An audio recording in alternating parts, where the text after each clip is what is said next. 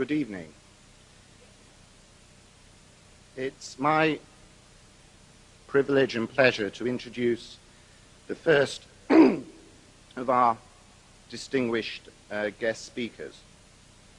He bears a famous name and needs very little in the way of introduction. Alfred Nobel, the Swedish chemist and industrialist, of course, was the man who invented dynamite and left his fortune to be used for the Nobel Prize. He himself was a bachelor, but Mr. Klaus Nobel is his grand-nephew. He was inspired by the work of his distinguished forebear and has himself had the inspiration to found an organization which is called United Earth, of which he is still the chairman. And this organization has itself instituted a prize in the ecological sphere, which is not one of the Nobel Prizes. There's no prize for ecology. And this prize he calls Earth Ethics. He met Sri Mataji last year in India when he was the chairman of the World Philosophers Conference. So without any more ado, I'd like to invite Mr. Klaus Nobel to come onto the stage, please.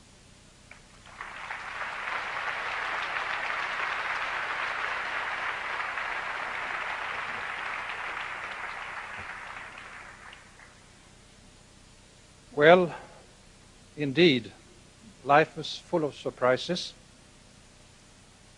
After all, we are meeting here inspired by the message and work by Holy Mother Sri Mataji Nirmala Devi, and she is not here in body, but she's here in spirit. Also the wonderful letter that we recently heard from the Ayatollah Rouhani, which speaks very highly about the work and the mission of the Holy Mother, where he indicates the importance of women in the world, is neither here. And frankly speaking, only 36 hours ago, I did not know that I would be here tonight at the Royal Albert Hall, addressing this audience. Still, I say, dear Holy Mother, and I also recognize her husband, Sir C.P. Srivastava, in the audience. And I say, most importantly, dear friends, fellow seekers of truth, are you out there? Because with all this light, I can only see about 20 people in front of me. So say yes if you are here, then I know. Ah.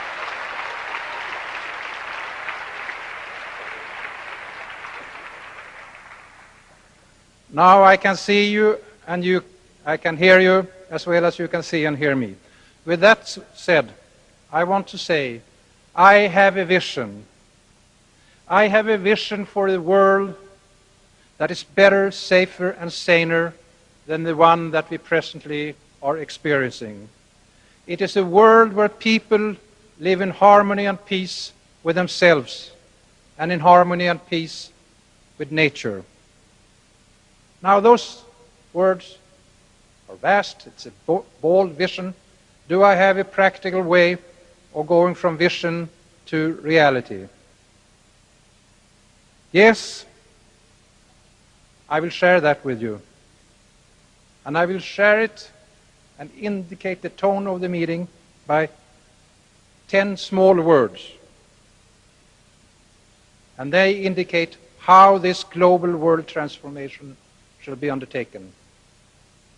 And they are right thoughts, right words, right deeds, right here and right now. The key word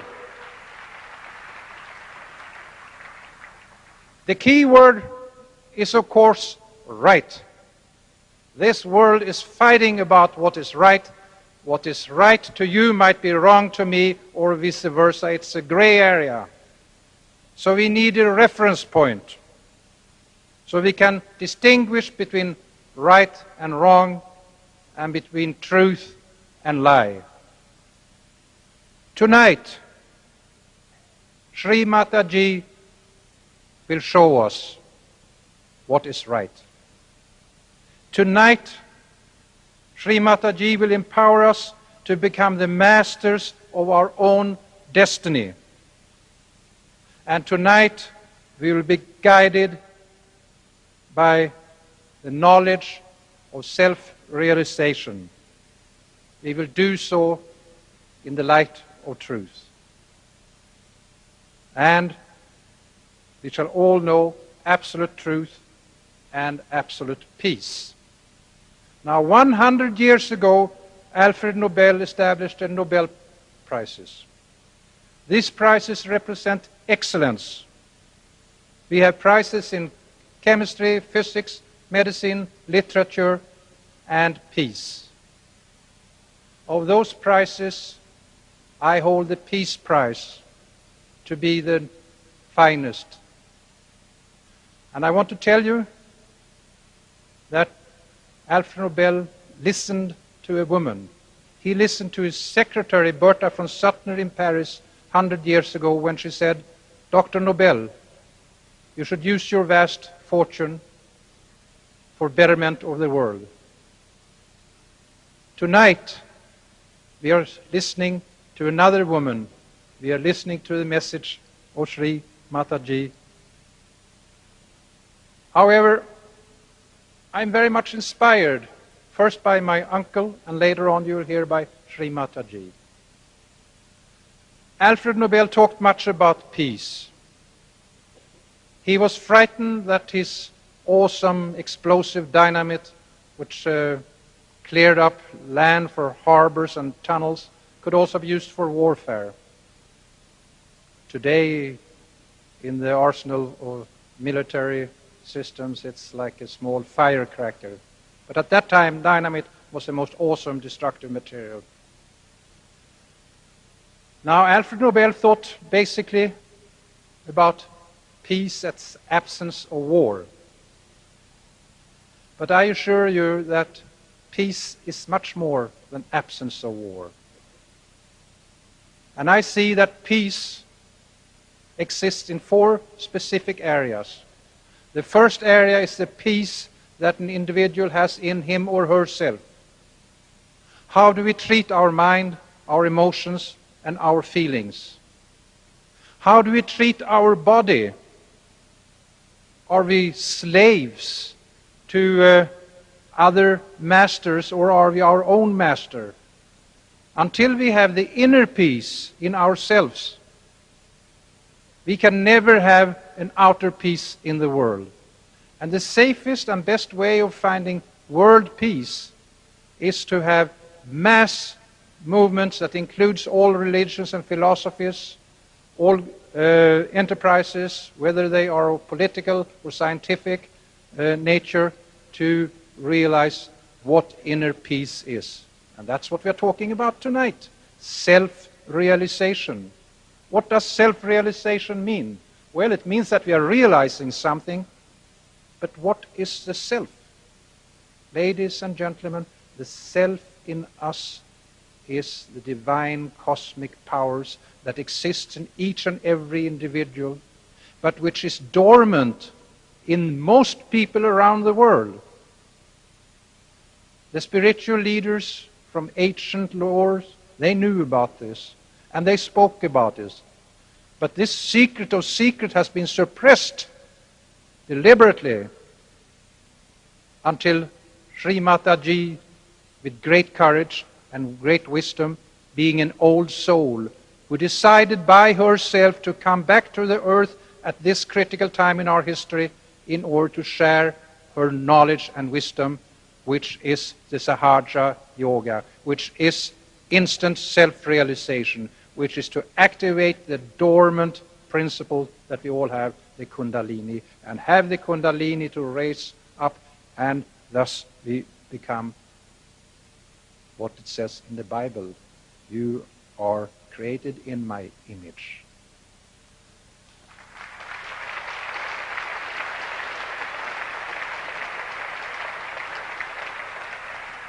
That was the first category, first sphere of peace, the one we have in ourselves. The next one is the peace that we have among each other, in the family, in our community, in our nation, that we have peace with other ethnic groups and with other religions, that we really become true, what I call active listeners, and as active listeners are able to put ourselves in the place, in the shoes of the other party. Only then, when we have the outlook from their perspective, shall we understand what they're trying to say. We are always talking. My dear wife, who's not here tonight, she said, "Klaus, you talk too much. You don't listen." I have started to practice what she calls active listening. The third sphere is the sphere that pulled me in originally. After all, I'm a European Swedish businessman. Why am I up here speaking the language of spirituality and saying that that is where the hope of the future exists? I'm doing so because I have a deep and profound reverence for nature. As the Nobel Peace Laureate Dr. Albert Schweitzer said, after he had worked trying to distill a phrase that contained everything that he knew, everything he wanted to say through his philosophy, Dr. Albert Schweitzer coined the phrase, reverence for life. Nature is nothing but a plethora of examples of life in its multifaceted version. And I tell you, dear fellow seekers of truth, we humanity today, in our ignorance, in our greed, and in our lust for power, we are in the process of destroying the very thing that makes this planet unique, and that is life on Earth.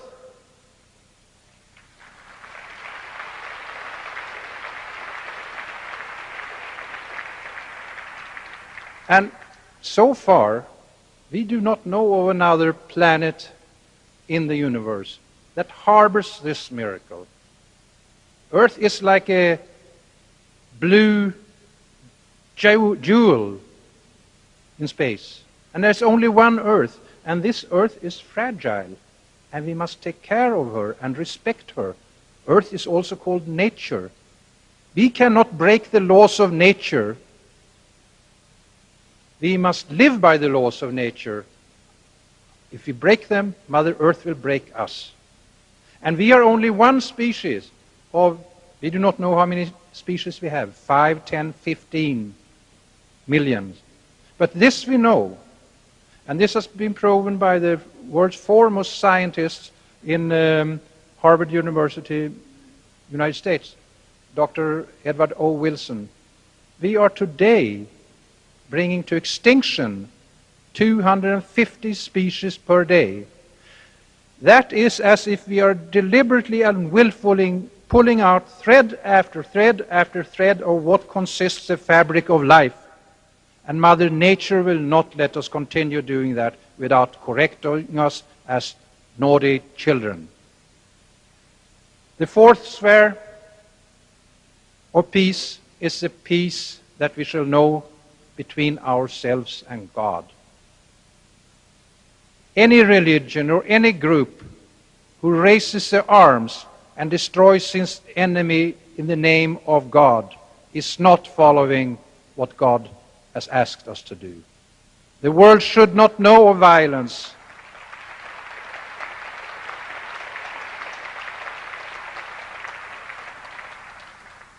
And the world should not know of war. I call, as we earlier heard, these four spheres of peace, earth ethics. And tonight we will hear more from the Holy Mother, how we shall have a reference point, how we can distinguish if we have a charlatan and a fraud in front of us, or if it's a genuine, honest person. And you, dear audience, you have come here tonight from many different walks of life. And like you, I have also been seeking for the truth. I am beginning to discern truth rather clearly. And let me tell you this, that I look upon life on earth as a kind of a school where we are learning perfection and purification. Now, on earth everything is interdependent, interactive, and interrelated. And on earth, as well as in heaven, I guess, every action has a reaction. Every effect has a cause. Every cause has an effect. And the Holy Mother, as I said, she is a highly evolved soul. She has learned from many, many lives what it is all about. And these, what it is all about, laws, the unseen laws, the spiritual laws, they are always here, and they work as infallible as the law of gravity works. Always works, although it's an unseen law. It is for us to learn and perceive that law. I am very comfortable with the teachings of Sri Mataji, and I'm very comfortable with the Holy Mother herself. I say so because in the Bible there's one saying, among several good ones, you shall know the tree by its fruit. And lately I have met young men and women in different parts of the world, and certainly from many different parts of the world. And they are all shining, beautiful, human individuals that radiate inner peace and balance. They are unique. You who follow and you who are in the process of following will be, I think, those individuals who shall call themselves ambassadors for the earth. And after tonight's session is over, I'm sure that you shall see clearly how you shall distinguish between truth and lie. And you shall realize that blind faith is of no value, and that fanaticism and to take up violence as the last argument is of no value. Eventually, those things will bring you unhappiness, they will bring you conflict and potentially war. Ladies and gentlemen, I know that we hold the future in our hands. I know that the future is in your hands. I know it's in my hands. And I also know that the future of the planet exists in the heart of the individuals. Now I will close my remarks tonight by a fable from India. I heard it when I attended the Rio Conference 92. That was the 20th anniversary of the Stockholm Conference that for the first time put on the environment on the world agenda. In Stockholm 72 we had only two heads of state, the Prime Minister from India and the King of Sweden. In Rio 20 years later we had 110 heads of states. A marvelous declarations was drafted, Agenda 21. Just last week in New York there were 70 heads of state that continued with Rio plus 5. But as I told Sir CP when he asked me about how is the outcome of this conference, I said, well, we are talking about sustainable future, but it seems to me that in UN there is much of a sustainable dialogue ongoing. Tonight we shall take the action.